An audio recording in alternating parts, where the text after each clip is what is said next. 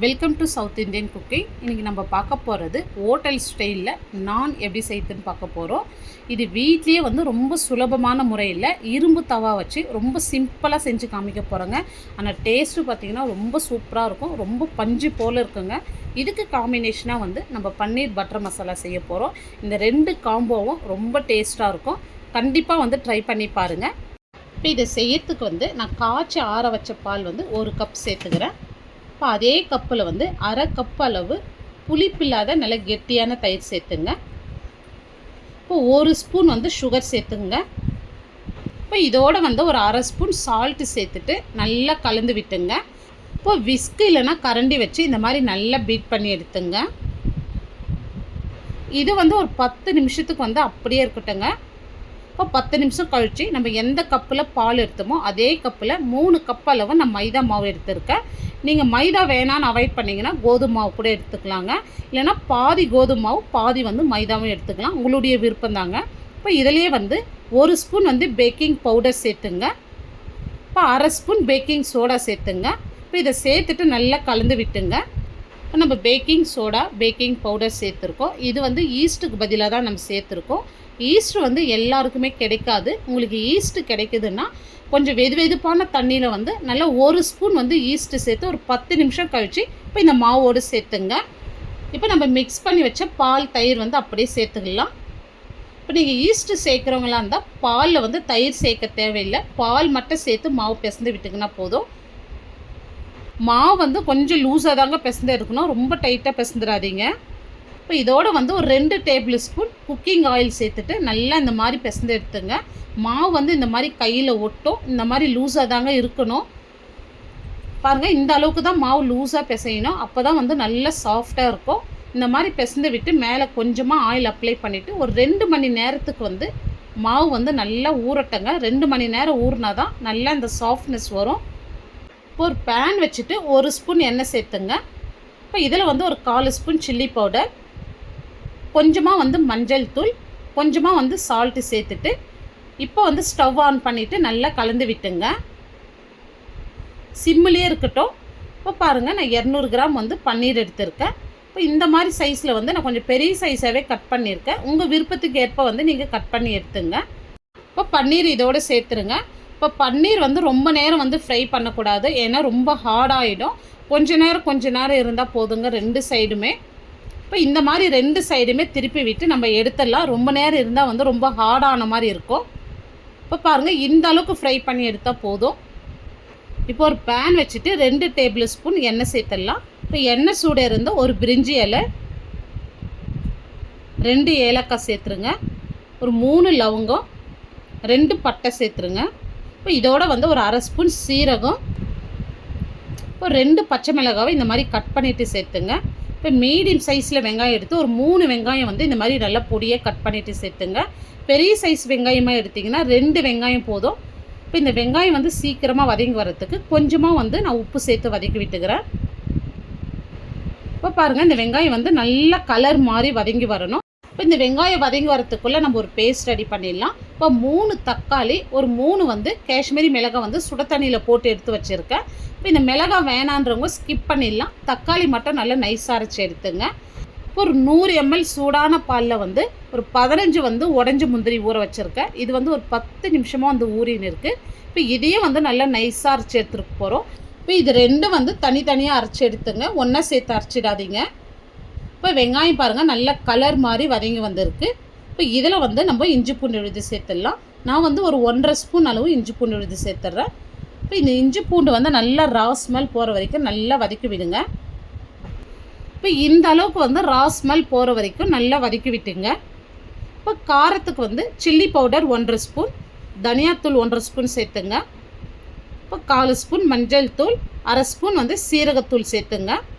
இப்போ நம்ம சேர்த்த மசாலா எல்லாமே நல்லா ரா ஸ்மெல் போகிற வரைக்கும் இந்த ஆயிலே நல்லா வதக்கி விடுங்க. இப்போ இந்த அளவுக்கு நல்லா ரா ஸ்மெல் போனதும் இப்போ நம்ம தக்காளி பியூரி அப்படியே சேர்த்துடலாம். இப்போ மிக்ஸி ஜார்லேயே கொஞ்சமாக தண்ணி விட்டு சேர்த்து நல்லா வதக்கி விடுங்க.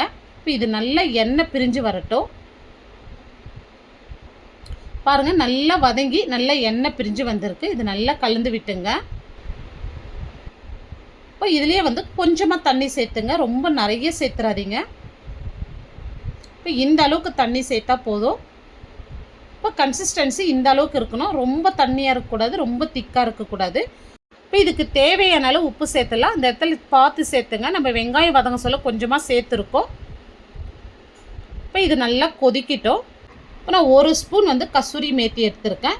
இது வந்து கையிலே இந்த மாதிரி தூள் பண்ணி விட்டுங்க. இப்போ இதை வந்து அப்படியே இதோடு சேர்த்துருங்க. இந்த கசூரி மேத்தி சேர்க்கறதுனால நல்லா வாசனையாக இருக்கும்.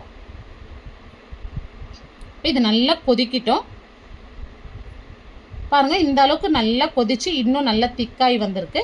இப்போ பாருங்கள், நான் வந்து பால் முந்திரி வந்து அரைச்சிருக்கேன். எவ்வளோ க்ரீமியாக இருக்குது பாருங்கள் பார்க்குறதுக்கு. நீங்கள் ஃப்ரெஷ் க்ரீம் சேர்க்குறீங்கன்னா பால் வந்து தேவையில்லை. சூடான தண்ணியில் முந்திரி பருப்பு மட்டும் நீங்கள் அரைச்சி பேஸ்ட்டாக எடுத்துங்க. ஃப்ரெஷ் க்ரீம் வந்து சேர்க்கறதுக்கு பதில் தான் வந்து நம்ம பால் சேர்த்து அரைச்சிருக்கோம். டேஸ்ட் ரொம்ப சூப்பராக இருக்குங்க. இந்த மாதிரி மெத்தடில் செஞ்சு பாருங்கள், ஃப்ரெஷ் க்ரீம் வந்து உங்களுக்கு கிடைக்காத பட்சத்தில். இப்போ பாருங்கள், நல்லா கொதித்து நல்லா எண்ணெய் பிரிஞ்சு வந்திருக்கு. இப்போ நம்ம அரைச்ச முந்திரி பேஸ்ட் வந்து அப்படியே சேர்த்துடலாம். இப்போ இதை சேர்த்ததுனால இன்னும் நல்லா திக்காக வரும் பாருங்கள். இப்போ கன்சிஸ்டன்சி பாருங்கள் கரெக்டாக இருக்குது. ரொம்ப தண்ணியாக இல்லை, ரொம்ப திக்காக இல்லை, கரெக்டாக இருக்குங்க கன்சிஸ்டன்சி. இப்போ இதில் வந்து 1/2 ஸ்பூன் வந்து நான் கரம் மசாலா சேர்த்துக்கிறேன். நீங்கள் கறி மசாலா இருந்தாலும் சேர்த்துக்கலாம். இப்போ இது வந்து நல்லா ஒரு கொதி வரட்டும். ஒரு கொதி வந்தால் போதுங்க இது. இப்போ இந்த அளவுக்கு கொதித்து இன்னும் நல்லா திக்காகி வந்திருக்கு பாருங்கள். இப்போ நம்ம ஃப்ரை பண்ணி வச்ச பன்னீர் சேர்த்துடலாம். இப்போ பன்னீர் சேர்த்துட்டு வந்து ரொம்ப நேரம் விடாதீங்க. ஒரு 2லேருந்து 3 நிமிஷம் கொதிச்சா போதும். நீங்கள் அதிக நேரம் விட்டிங்கன்னா ரொம்ப ஹார்டான மாதிரி இருக்கும். இப்போ கரெக்டாக வந்து ஒரு 3 நிமிஷமாக இருக்குது. இப்போ பாருங்கள், இந்த அளவுக்கு இன்னும் நல்லா திக்காக வந்திருக்கு பாருங்கள். இந்த அளவுக்கு திக்காக வந்தால் போதும். இப்போ கன்சிஸ்டன்சி கரெக்டாக இருக்குது. இப்போ ஒரு பெரிய பீஸாக வந்து பட்டர் சேர்த்துட்றேன். இப்போ நல்லா ஒரு கை நிறைய வந்து பொடியாக நறுக்குன கொத்தமல்லி சேர்த்துடலாம். இப்போ பன்னீர் பட்டர் மசாலா ரொம்ப சூப்பராக பண்ணிட்டேங்க. இப்போ பட்டர் வந்து நான் லாஸ்ட்டாக சேர்த்துருக்கேன். நீங்கள் வந்து ஃபஸ்ட்டே வந்து ஆயிலோடு கூட சேர்த்துக்கலாங்க, அது உங்களுடைய விருப்பம் தான். இப்போ பாருங்கள், ஹோட்டல் ஸ்டைலில் வந்து ரொம்ப சிம்பிளாக பன்னீர் பட்டர் மசாலா ரொம்ப சூப்பராக பண்ணிட்டோம். இப்போ மாவு பாருங்கள் 2 மணி நேரமாக நல்லா ஊறி இருக்குது பாருங்கள். இந்த மாதிரி ஸ்டிக்கியாக தான் இருக்கணும், ரொம்ப டைட்டாக இருக்கக்கூடாது. இந்த மாதிரி ஸ்டிக்கியாக இருந்தால் தான் நல்லா சாஃப்டாகவும் நல்லா டேஸ்ட்டாகவும் இருக்கும். இப்போ இதிலிருந்து தேவையான அளவு மாவு எடுத்து கொஞ்சமாக மாவு தூவி விட்டு தேய்ச்சி எடுத்துக்கலாங்க. இப்போ இதுக்கு ஷேப்பெலாம் எதுவும் தேவையில்லை. கொஞ்சம் நீளமாக வந்து கொஞ்சம் திக்காக தேய்ச்சி எடுத்துக்கலாம், ரொம்ப மெலிசாக தேய்க்கக்கூடாது. பாருங்கள், இந்த அளவுக்கு தேய்ச்சிட்டு இதுக்கு மேலே வந்து கொஞ்சமாக வந்து நான் கருப்பு எள்ளு வந்து நான் சேர்த்துக்கிறேன். இதுக்கு மேலே பொடியாக நறுக்குன கொத்தமல்லி சேர்த்துட்டு இந்த மாதிரி லைட்டாக வந்து தேய்ச்சி விட்டுங்க. அப்போ தான் வந்து உதிர்ந்து வராது.